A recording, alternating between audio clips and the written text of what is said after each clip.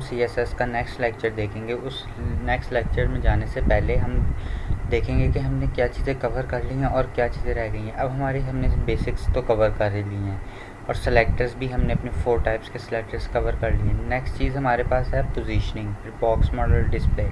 अब हम पोजीशनिंग के ऊपर आएंगे और पोजीशनिंग देखेंगे कि पोजीशन किस टाइप की है और पोजीशन का वर्क फ्लो क्या है और पोजीशन को यूज़ क्यों करना है और कैसे करना है यूज़।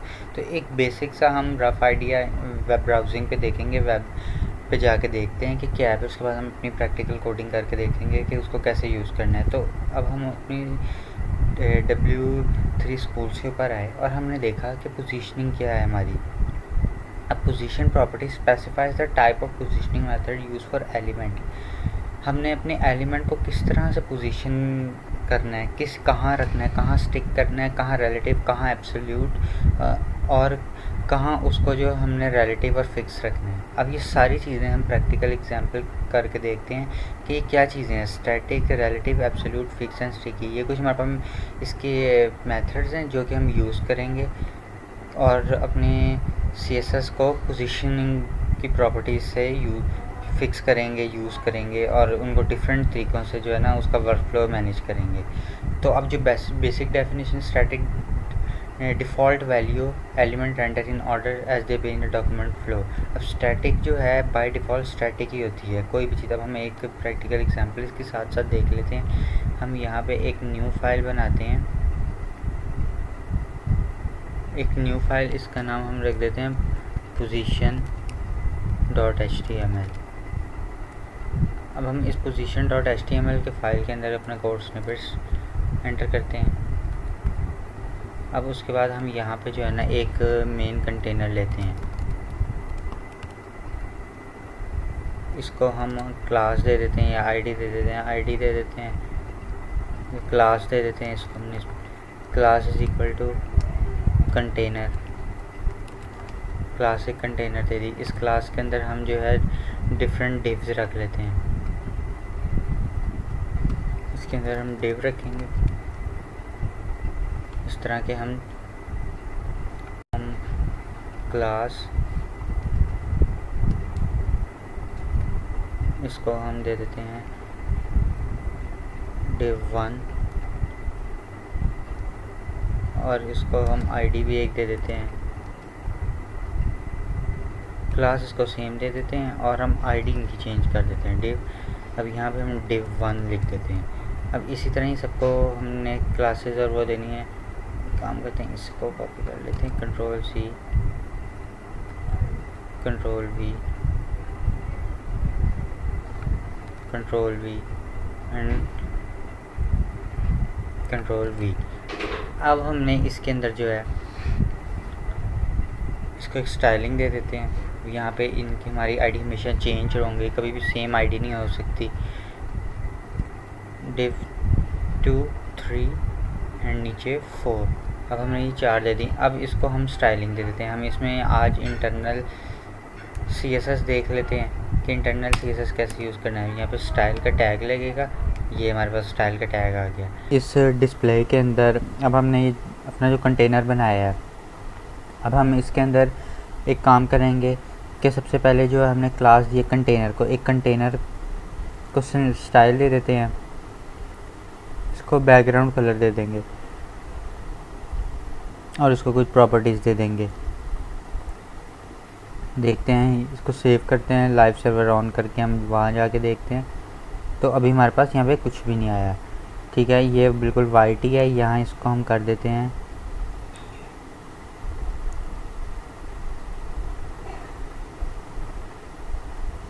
ये, इसको कलर दे देते हैं और सेव करते हैं।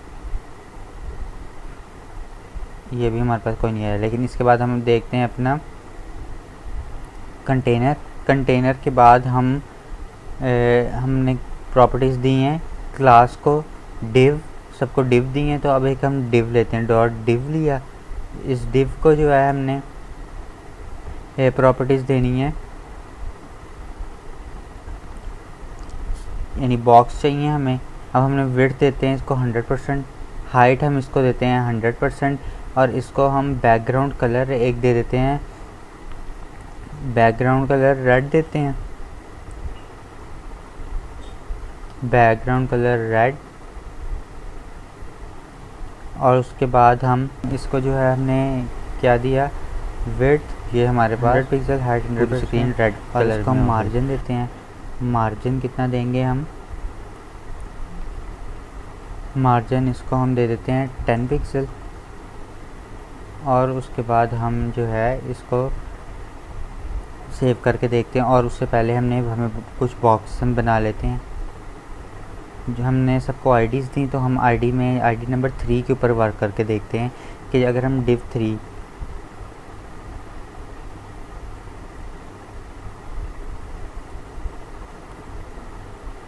इसके हमने पोजीशन इसको देनी है,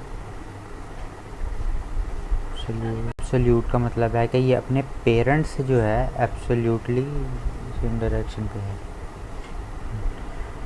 पोजीशन एब्सोल्यूट का मतलब है कि ये अपने पेरेंट से एब्सोल्यूटली पोजीशन है, यानी अपने पेरेंट के साथ ये जो है रिलेट कर रहा है टोटली। तो अब हम इसको सेव करके इसका आउटपुट देखते हैं। इसका आउटपुट हमारे पास जो आया है वो ये, और इसको हम सेम लाइन में कर लेते हैं। तो पेरेंट को जो है हम करने के लिए, एक लाइन में करने के लिए इसका डिस्प्ले हम करते हैं, पेरेंट का डिस्प्ले कर देते हैं, जहाँ से सारे बॉक्सेस हमारे मैनेज हो रहे हैं। डिस्प्ले इनलाइन ब्लॉक, डिस्प्ले को किया इनलाइन ब्लॉक, इसको हम कंट्रोलर से सेव करते हैं और इसका आउटपुट देखते हैं। आउटपुट देखते हैं इसको रिफ़्रेश करके, कोई इशू आ रहा है इधर। डिस्प्ले इनलाइन ब्लॉक, सॉरी ये कंटेनर को नहीं देना था, ये हमने देना था अपने मेन डिव को, मेन डिव को दिया हमने। और ये देखें ये सारे हमारे जो हैं ब्लॉक एक लाइन के अंदर आ गए। अब हमने div 3 तीसरे बॉक्स को यूज़ करके देखना है कि ये अपने पेरेंट से, क्योंकि इसकी हर पोजीशनिंग जो भी हम देंगे वो अपने पेरेंट कंटेनर से जो है ना इफेक्टिव होगा, ना कि एक दूसरे एलिमेंट से, यानी बाकी बॉक्सेस से इसका कोई ताल्लुक़ नहीं है, इसका अपने पेरेंट के साथ लिंक है।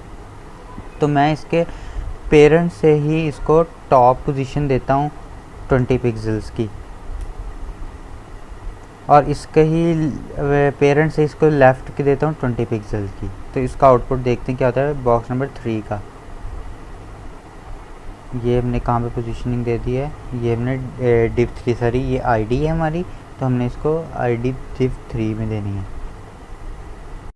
बॉक्स जो है अपने पेरेंट के ऊपर आ गया, इसका हम कलर चेंज कर देते हैं ताकि हम ज़्यादा क्लियरली देख सकें।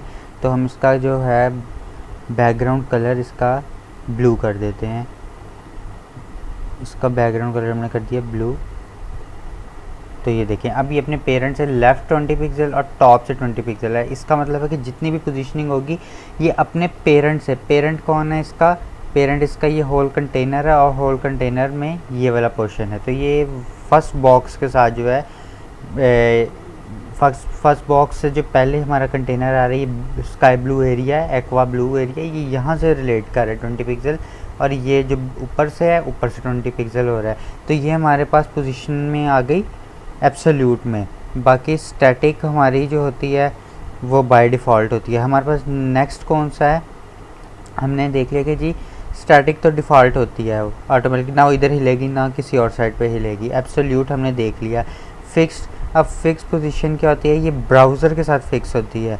और जो है रिलेटिव पोजीशन जो है ये एक दूसरे एलिमेंट के साथ अपने आप को शिफ्टिंग करेगी।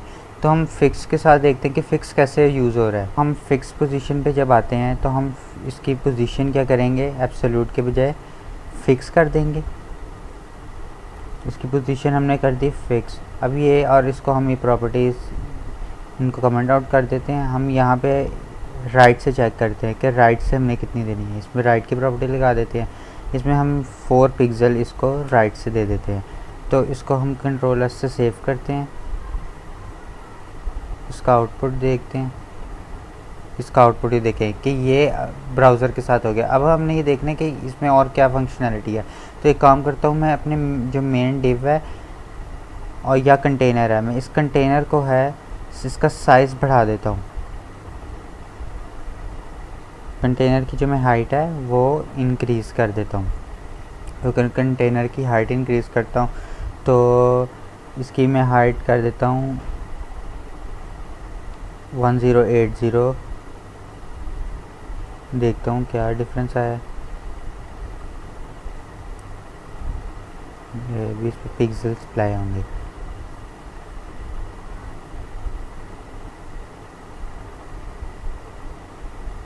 ये इसकी फुल स्क्रीन हो गई। अब जो भी है मैं स्क्रीन अपनी स्क्रॉल कर रहा हूँ, बाकी चीज़ें एक ही जगह पे स्टिक हैं। ये हम कहाँ पे यूज़ कर सकते हैं इसको? अगर हम ऐसे यूज़ करते हैं जैसे हमारे चैट ऑप्शन होती है, जब हम वेबसाइट मूव कर रहे होते हैं लेकिन हमारी चैट विद अस जो है या बॉट होता है हमारा, वो वहीं का वहीं फिक्स रह जाता है। तो मैं अगर इसके ऊपर बॉटम की प्रॉपर्टी लगाऊं कि बॉटम, मैं बॉटम लगा दूं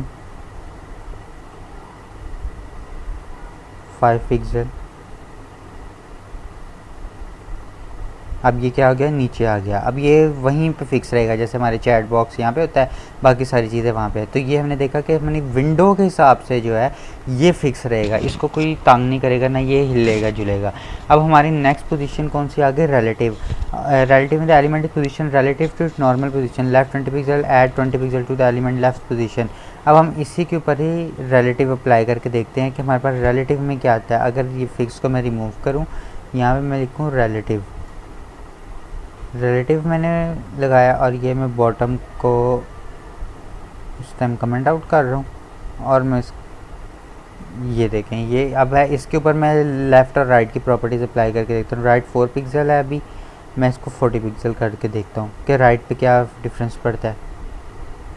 ये राइट से गैप चला गया और वो अपने सेकंड बॉक्स की तरफ मूव करना शुरू हो गया। अब ये एलिमेंट वाइज एक दूसरे को डिस्टर्बेंस क्रिएट करेगा, यानी एलिमेंट टू एलिमेंट इसमें वेरिएंस आएगी।